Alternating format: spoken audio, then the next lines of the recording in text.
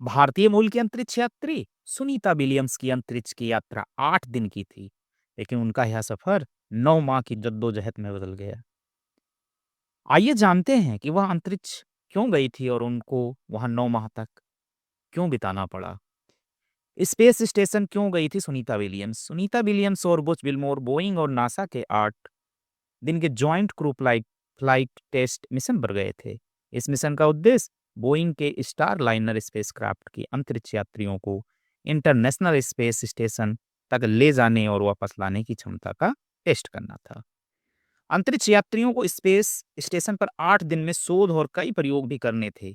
Mission के दौरान उन्हें स्पेसक्राफ्ट को मैनुअली भी उड़ाना था।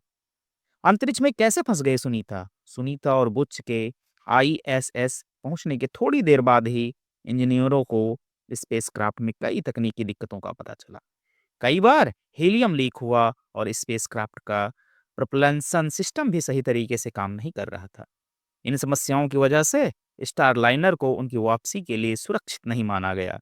सितंबर 2024 में नासा ने दूसरे मिशनों के लिए डॉकिंग स्पेस खाली करने के लिए स्टारलाइनर को वापस धरती पर भेजने का फैसला किया। इस तरह से सुनीता और बुच स्पेस स्टेशन पर फंस गए। अब जान लेते हैं क्या है international space station. International space station एक विशाल अंतरिक्ष यान है जो पृथ्वी की परिक्रमा करता है और वैज्ञानिक प्रयोगों के लिए अंतरिक्ष यात्रियों को रहने की सुविधा देता है। यह एक ही जगह स्थिर नहीं है, बल्कि लगातार पृथ्वी के चारों ओर घूमता रहता है।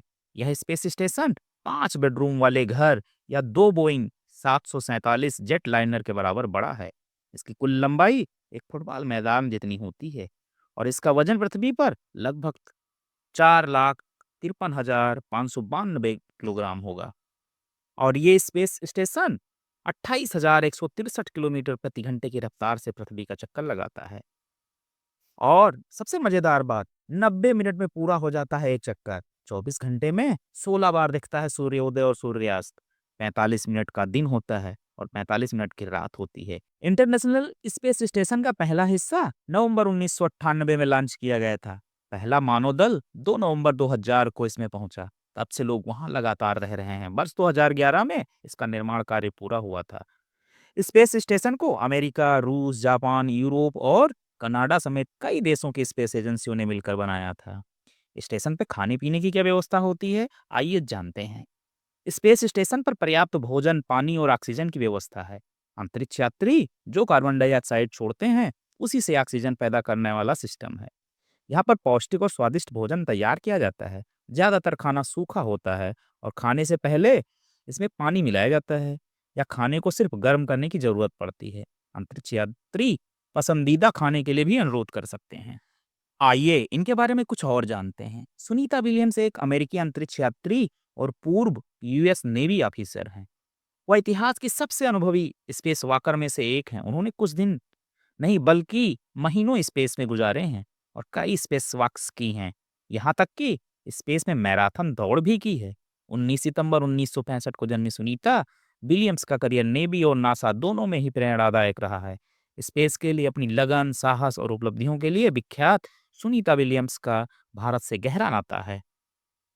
सुनीता विलियम्स का जन्म यूएस के ओहियो स्थित यूक्लिड में हुआ था, लेकिन वह मैसाचुसेट्स के नीथम वो अपना होम टाउन मानती हैं और वह एक अमेरिकी नागरिक हैं। उनके पिता दीपक पंड्या एक न्यूरो एनाटोमिस्ट के रूप में काम करते थे।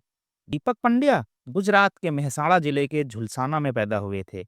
इस लिहाज से देखें तो सुनीता विलियम्स का मूल गांव झुलसाना है। वहीं उनकी माँ उर्सलाइन वोनी पांड्या स्लोवेनाई मूल की हैं।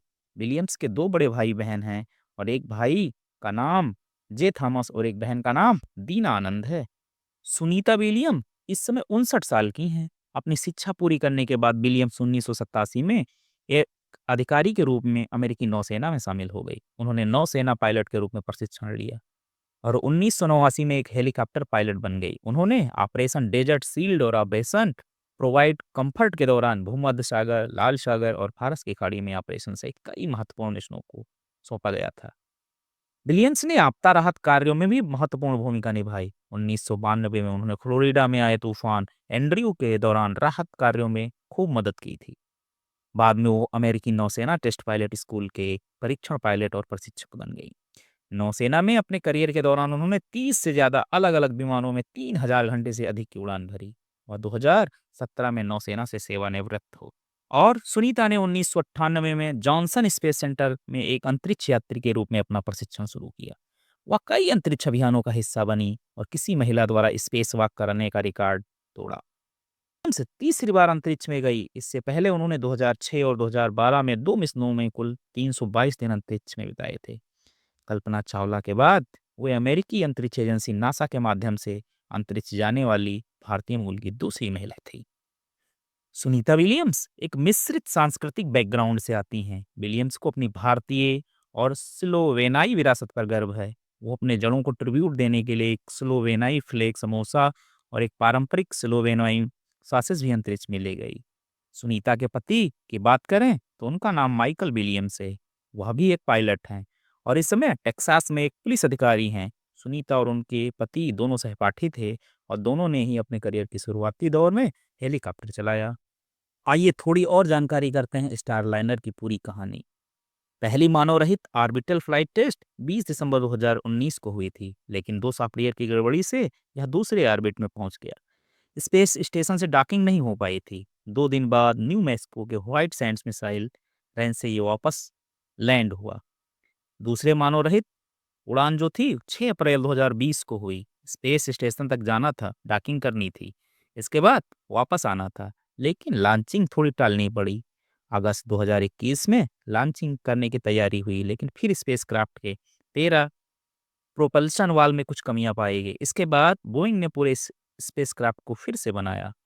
मई 2022 में ट्रायल उड़ान भरी गई। 19 मई 2022 को स्टारलाइनर ने फिर उड़ान भरी। इस बार उसमें 2 डमी एस्ट्रोनॉट्स बिठाए गए, लेकिन ऑर्बिटल मैनूवरिंग और attitude control system thrust fail हो गए। किसी तरह 22 मई 2022 को स्टारलाइनर को स्पेस स्टेशन जोड़ा गया।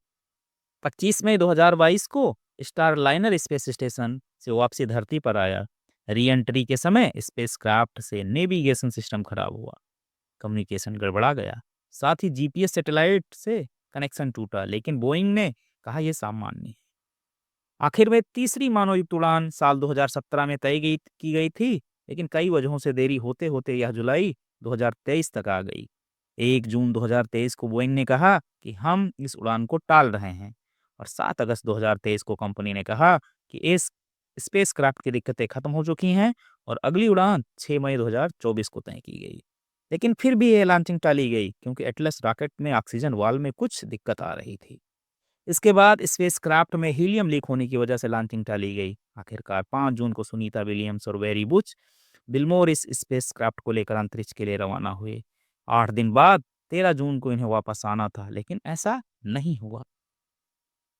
अमेरिकी स्पेस एजेंसी नासा के अनुसार सुनीता विलियम्स और बुच बिल्मोर समेत 4 एस्ट्रोनॉट्स अंतरिक्ष स्टेशन से धरती पर आने के लिए रवाना हो गए हैं। इस यात्रा पर पूरी दुनिया की नजरें टिकी हुई थी।